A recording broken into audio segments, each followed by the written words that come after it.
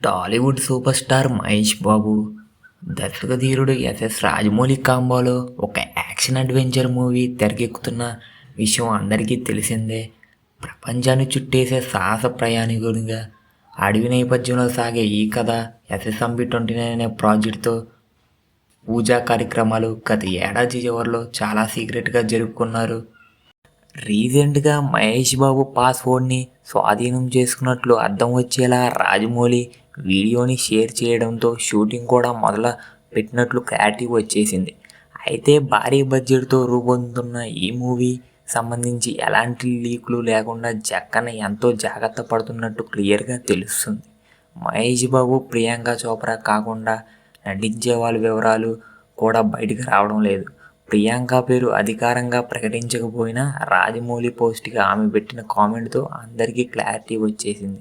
Rajamouli share చేసిన passport వీడియోకి finally అంటూ ప్రియాంక కామెంట్ పెట్టిన విషయం అందరికీ తెలిసింది. అయితే కొన్ని గంటలుగా సోషల్ మీడియాలో ఒక ప్రచారం జరుగుతుంది. SSMB29 ప్రాజెక్టుకు గాను ప్రియాంక 30 కోట్ల రెమ్యూనరేషన్ అందుకున్నట్లు టాక్ వినిపిస్తుంది. దీంతో నెటిజన్లు, ఫ్యాన్స్ ఫుల్గా రెస్పాండ్ అవుతున్నారు. నిజానికి హాలీవుడ్లో తనకంటూ ప్రత్యేక గుర్తింపు సంపాదించుకున్న ప్రియాంక 10 ఏళ్ల నుంచి బాలీవుడ్కి దూరంగా ఉంది. చివరగా 2015లో బాజీరావ్ మస్తానీతో సందడి చేసింది. కానీ ఆమెకి ఇక్కడ సూపర్ స్టార్డమ్, ఇంటర్నేషనల్ లెవెల్లో క్రేజ్ మాత్రం ఉంది. కానీ మహేష్ ఫ్యాన్స్ ఆమె హీరోగా తీసుకోవడం అవసరమా అని ఇప్పటికే జక్కన్నని ప్రశ్నిస్తున్నారు.